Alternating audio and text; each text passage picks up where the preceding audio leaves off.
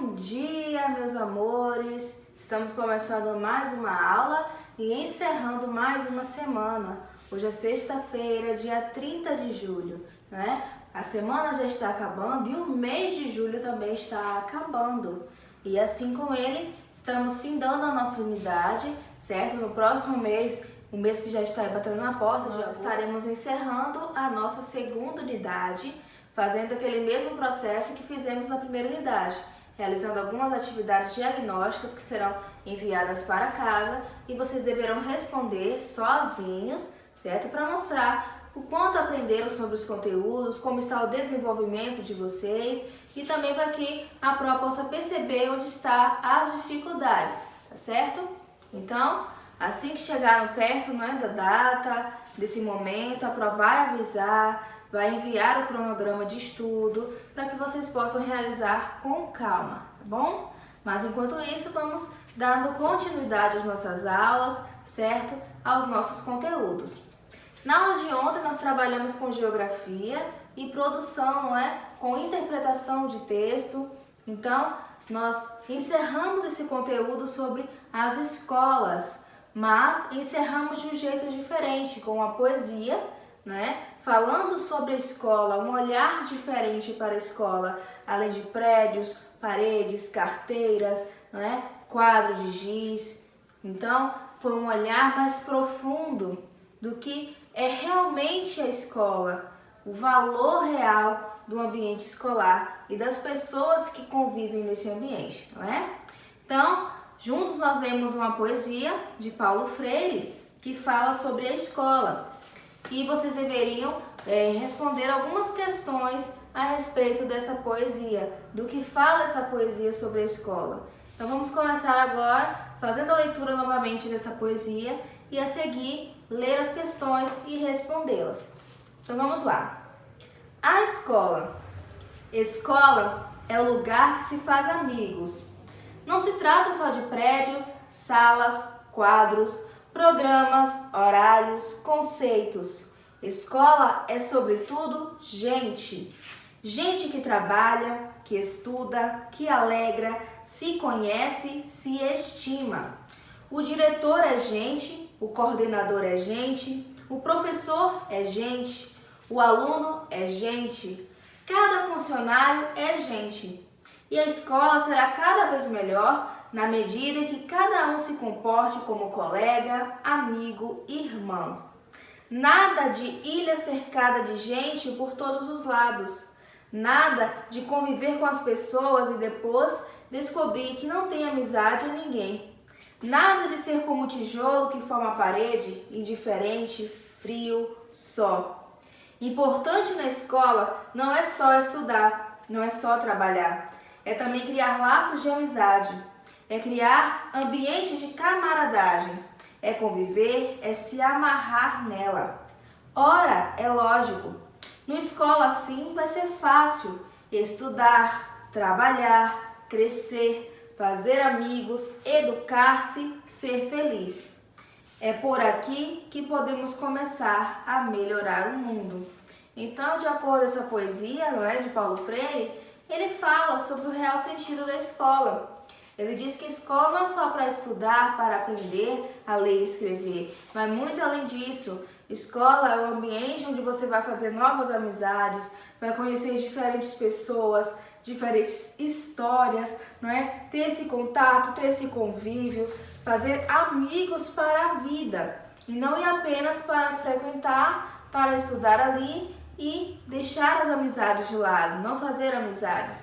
Não, a escola é um ambiente para se fazer amizades, para ter afeto, carinho, atenção e amor ao próximo, Então, eu passei para vocês algumas perguntas a respeito disso para que vocês pudessem responder.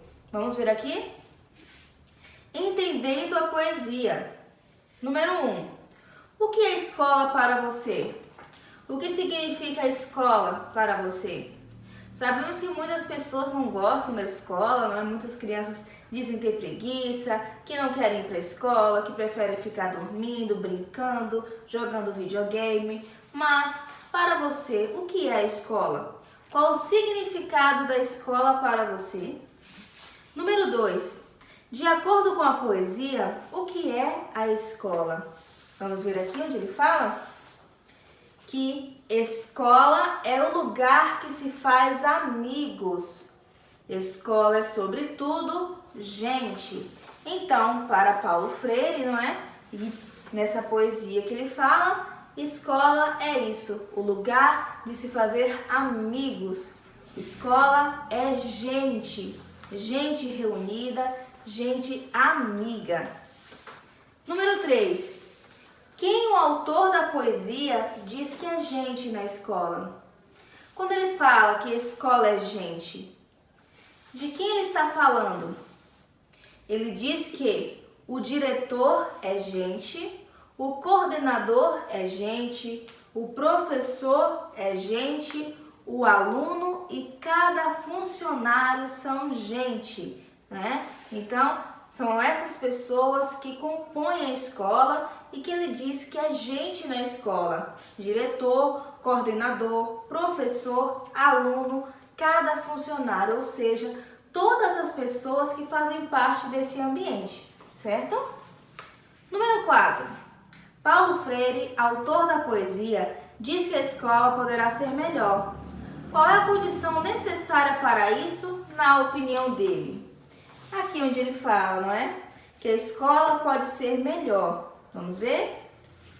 E a escola será cada vez melhor na medida em que cada um se comporte como colega, amigo e irmão. É essa a condição para que a escola seja cada vez melhor. Se comportar como colega, amigo e irmão. Número 5. O autor da poesia diz também que o importante não é só estudar. O que ele quis dizer com isso? Sabemos que é importante estudar, aprender, mas não é tudo, não é? Então, além disso, o que também é importante? O que ele quer dizer com isso? De que o importante não é só estudar. Ele quer dizer que o importante também é criar laços, laços de afeto, laços de amizade, de amor, carinho, respeito. É importante ter amigos, não é? No ambiente escolar, formar uma família, porque a escola também é uma família, não é? Cada pessoa que compõe esse ambiente faz parte dessa família. Então, estudar é importante? Sim, mas também é importante criar esses laços de afeto e de amor, certo? Número 6. De acordo com a poesia, o que fica mais fácil fazer na escola? Vamos ver? Na última aqui, ó, na última parte da poesia, diz assim: ora, é lógico, numa escola assim vai ser fácil estudar, trabalhar, crescer, fazer amigos, educar-se e ser feliz. Então, numa escola onde há afeto, amor, carinho, então vai ser mais fácil estudar, trabalhar, crescer, fazer amigos, educar-se e ser feliz. Na última questão, você deveria dizer se concorda com o que Paulo Freire diz na poesia e justificar a resposta. Então, é uma resposta pessoal e você deveria dizer se concorda, você acha que o que diz essa poesia, o que Paulo Freire falou, é verdade? É importante levar em conta isso tudo? É importante valorizar as pessoas que convivem conosco na escola? É importante criar laços de amizade, laços de afeto? Você concorda com isso ou acha que não? Que ele não está falando a verdade, que isso não existe, que na escola você só vai para estudar, para aprender a ler, escrever, fazer contas e não existe isso de amizade na escola? Qual é a sua opinião a respeito do que ele falou nessa poesia? Você deveria dizer aqui, certo? Então, concluímos a nossa correção, certo? A nossa compreensão do texto trabalhado ontem. E eu espero que com essa atividade, com essa leitura, vocês tenham, aprendido um pouco mais sobre o universo escolar, tenham entendido a importância de tratar bem as pessoas que convivem com você nesse ambiente, de ter amizades, de fazer amizades, né? De ter aquele carinho pelo seu colega, pelo professor, o diretor, qualquer funcionário.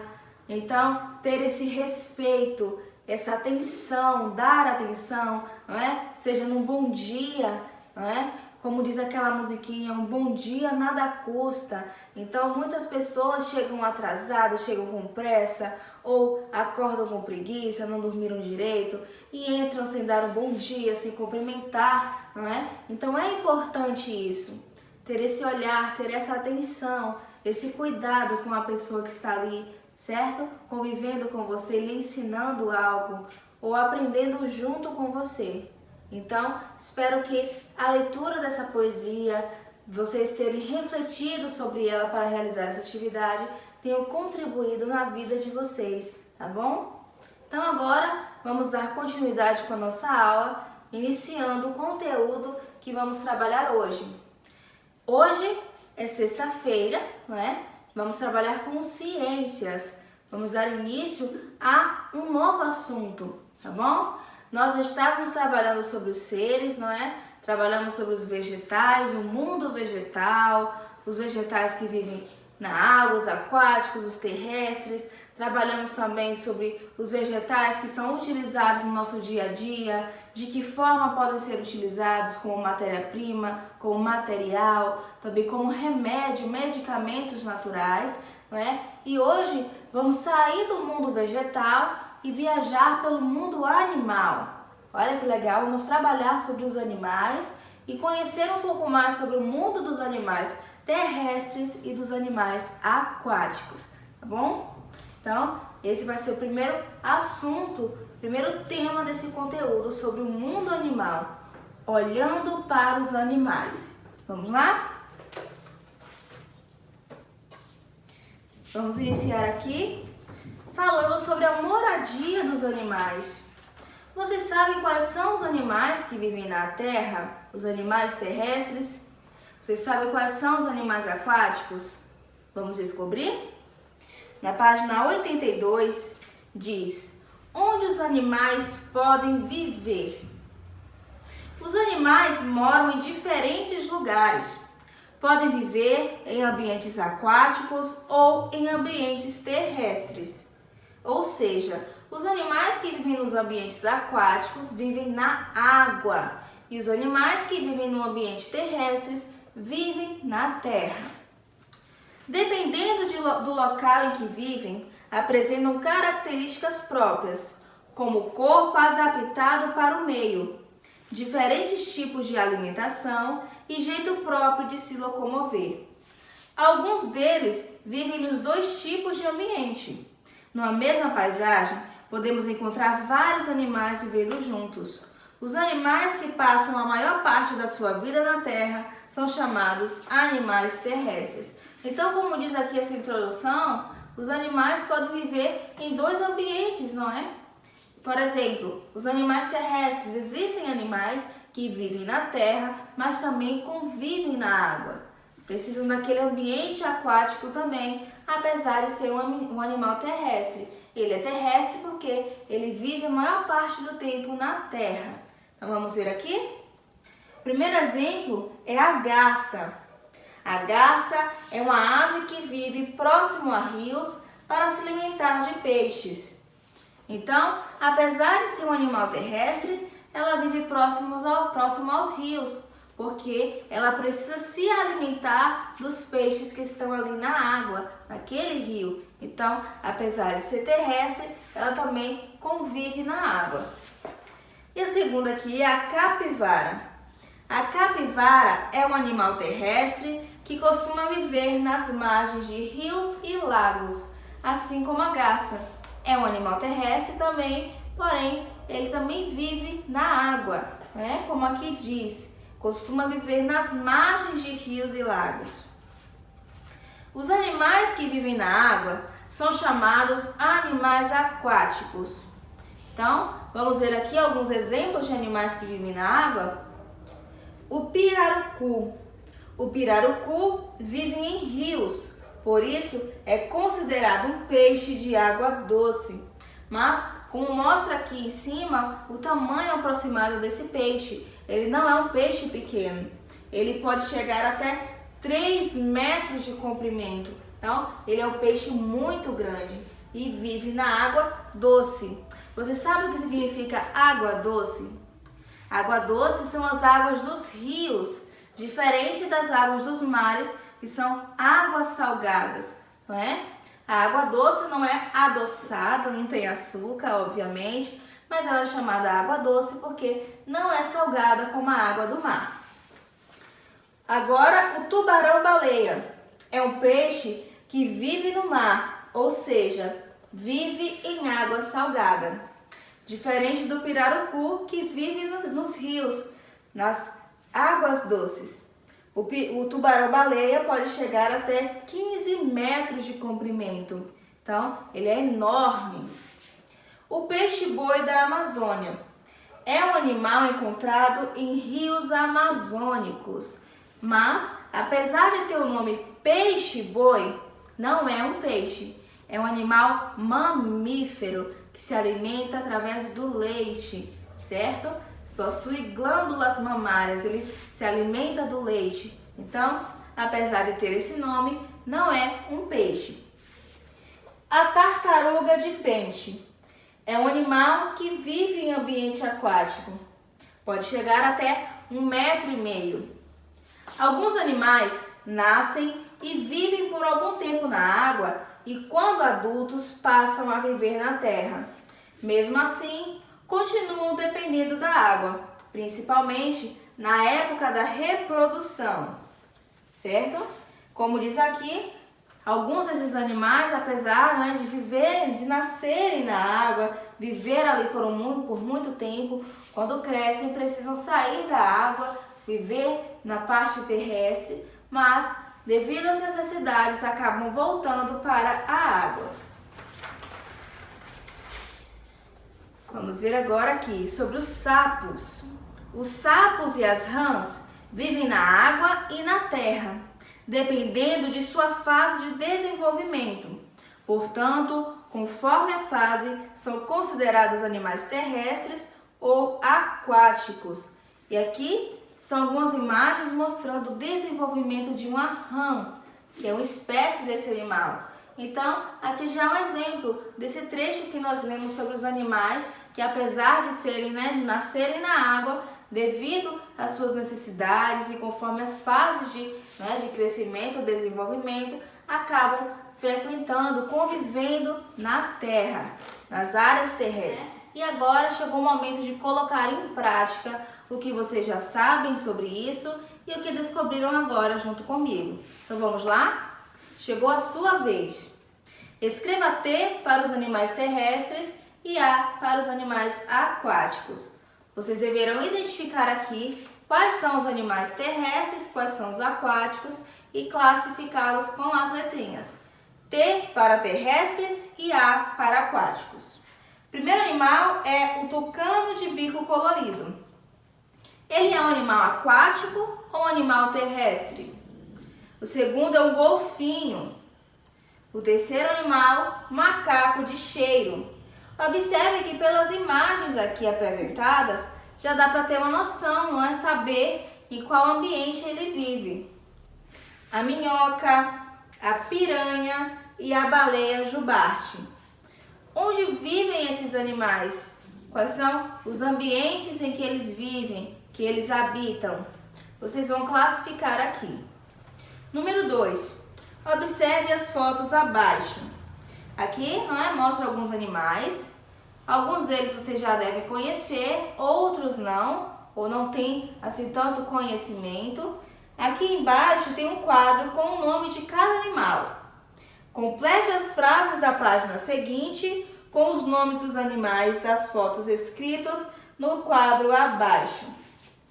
Então, vocês vão olhar aqui as imagens, os nomes desses animais e, após preencher, completar as frases da página 86 com o nome de cada animal. Observem que, de acordo a cada frase, existem dicas que podem ajudá-lo a identificar de qual animal está falando cada frase. Vamos começar? Letra A. O é um animal terrestre. Vive melhor em ambientes naturais, como florestas e campos, mas também pode ser encontrado nas cidades. B. A é um animal terrestre que vive perto de rios e lagos. Se for atacada por um inimigo, foge para a água e deixa de fora só a tromba, que é por onde respira. C. O é um animal terrestre e vive em solo úmido ou debaixo de pedras. D. A é um animal terrestre que mora nas matas, perto de rios ou próximo a árvores frutíferas, pois se alimenta de manga, goiaba, mamão e outras frutas. E. O é um animal mamífero que vive no mar, ou seja, vive na água salgada. F. Apesar de nadar, é um animal terrestre e pode ser encontrado enrolada nos galhos das árvores, na margem dos rios ou próximo de locais em que haja água. E a letra G. Vive em rios, ou seja, é um peixe de água doce. Então, de acordo com as dicas dadas nas frases, o que vocês já sabem sobre os animais, vocês deverão classificar aqui, completando cada frase com o animal correto, tá bom? Agora nós vamos para a página 166 para realizar a última atividade de hoje, certo? Página 166. Ainda falando sobre os animais aquáticos, animais terrestres e aqueles que, apesar de serem aquáticos, vivem na terra, no ambiente terrestre, ou os terrestres que também podem viver no ambiente aquático. Vamos lá? Escreva os números nas fotografias de acordo com a legenda a seguir. 1. Animais terrestres. 2. Animais aquáticos. 3. Animais considerados terrestres ou aquáticos, dependendo da fase da vida em que estão. Então, aqui existe, as imagens de alguns animais e vocês deverão seguir identificando quais são os aquáticos, os terrestres ou aqueles que podem viver nos dois ambientes. Vamos ver? O primeiro animal é o dromedário, que tem até 2 metros ou 3 metros, certo? O dromedário é um animal parecido com o camelo. Ele possui algumas características diferentes, mas vive no mesmo ambiente que o camelo. Então, esse ambiente é aquático ou terrestre? Tubarão, raia-manteiga, golfinho, tucano de bico colorido, rã-touro e onça-pintada.